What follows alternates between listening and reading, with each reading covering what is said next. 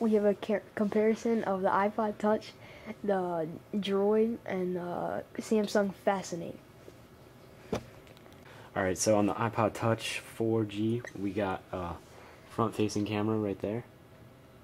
And then also on the front, you got your home button. And then on the left side, you got your volume rockers. On the top, you've got your sleep-wake button right there. And then you got nothing on the right side. And on the bottom, you got your 30-pin dock connector and a 3.5mm headphone jack. And then on the back, you got your back-facing camera and a microphone right there. And then you just got your iPod stuff, 64 gig, and your serial information. Right, for the second phone, we got the Motorola Droid 2. So you can see you got your Motorola right there. And then you got also on the front, you have your back button, your menu button, home button, and search button.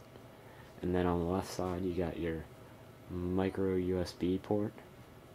On the right side, you got your volume rockers, and on the bottom of the right, you got your camera shortcut button. On the bottom, it doesn't look like you have anything. On the top, you got your power and lock button right there. And then you got your 3.5mm headphone jack right there. And then on the back, you can see you got your 5-megapixel camera right there. And then you got your battery and your speaker right there.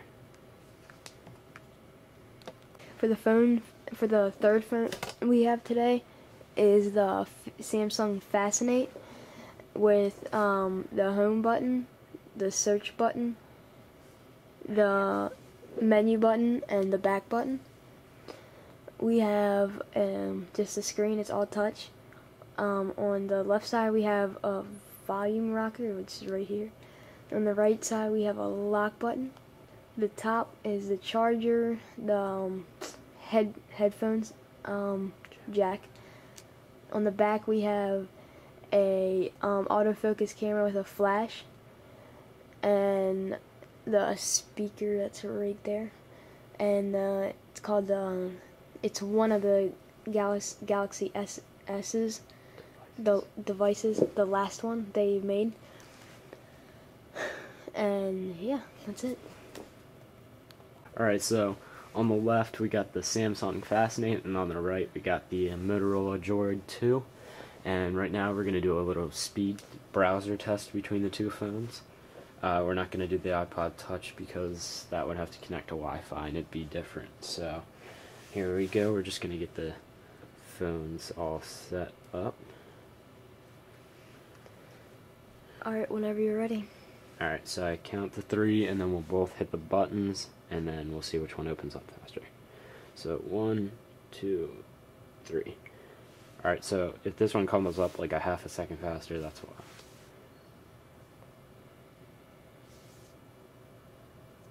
And then we're gonna do it again, just saying, so it's not like Alright, so what we're gonna do this time or anything. So we'll just do the browser again. Alright, and what we're gonna do this time is we're gonna try and open up the same website because you can see they're kind of different websites. Oh yeah, okay. Alright. So Just go to MSN.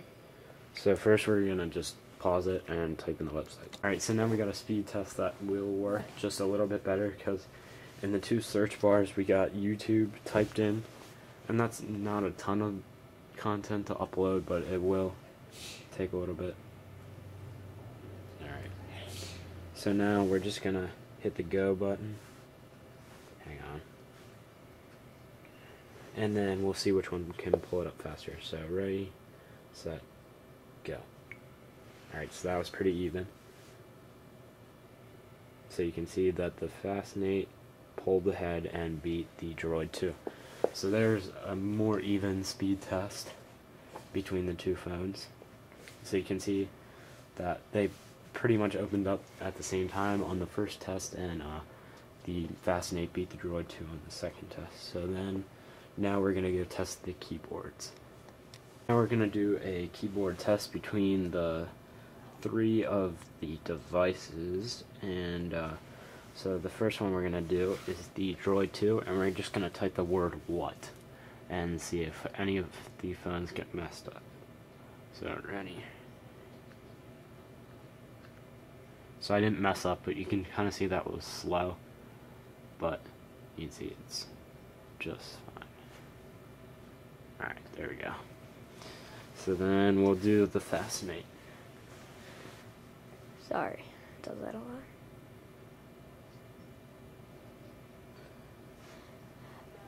I typed it kind of slow because it was harder to type, but it still works. I like it when you flip it better, but that's gonna have to do for now. Let's see. Alright, so now we got the iPod Touch 4G, and we can just type the same word and see if anything gets messed up. So you can see all 3 of those were kind of slow, but you can see that they all typed pretty well. The iPod was like the best. Yeah, the iPod was the best, because you can see all that spacing between the letters, plus the like clicking kind of helps. These 2 probably click too. But. So now we'll try the keyboards in the landscape mode. So now we got all 3 devices set up in the landscape mode, and so first we'll do the Droid 2, and it's we're just gonna type the same word, just "what," but you gotta remember that this phone does have the slide out QWERTY keyboard, so this is not the main way of typing. So here we go. So WHAT, no mess ups, as you can see. Maybe. Alright, so there you go. So that was a little bit faster than the portrait mode, but not too bad. Alright, now we have the Fascinate in landscape mode. Now we're going to type the same word "what" and see if we mess up.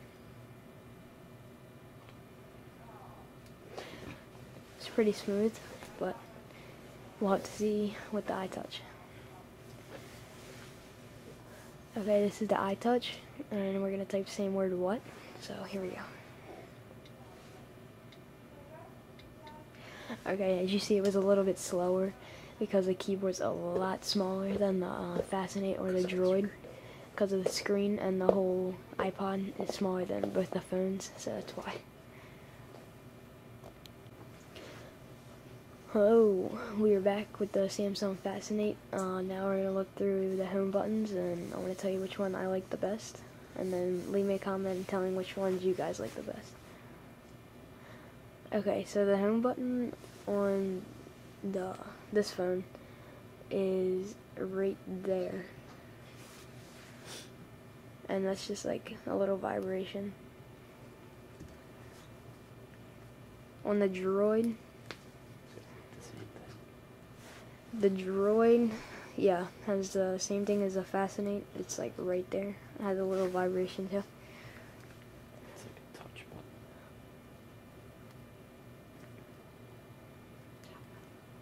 And on the iTouch, there's an actual button that clicks in. Can't really hear it, but I like it the best because you can actually feel the click, and it's not just like a touch. So, yeah.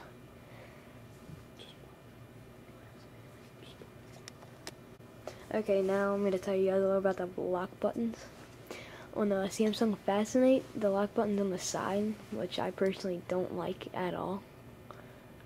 And on the Droid, it has a lock button right at the top, and it's flat, and it's on the top, very convenient. And it's not on the side, so you don't like randomly click it, like on the Fascinate. On the iTouch, same thing, but it's like a little popping out, yeah. And I like that one the best because it's like right there, and you're like not clicking anything on the side like you would the Fascinate. Leave me a comment telling me which one you would rather prefer. Yeah, thank you. So now I'm gonna compare the keyboards really quick. So the reason, or the Fascinate keyboard came in second, because the keys were pretty big, but they were kind of bunched together, and like, it took a while to type. And then this one, the keys were really bunched together and small, but it does have the QWERTY keyboard, so you do have that option. But the only problem with this is it feels like you gotta really reach over because of this D-pad. But my favorite keyboard was the iPod one, because the keys were really evenly spaced, and it was really easy to type on. So, yeah. So, leave a comment and tell us which on-screen keyboard you like the best. Tell me which phone you like the best in the comments, and please subscribe right around here, and thank you for watching.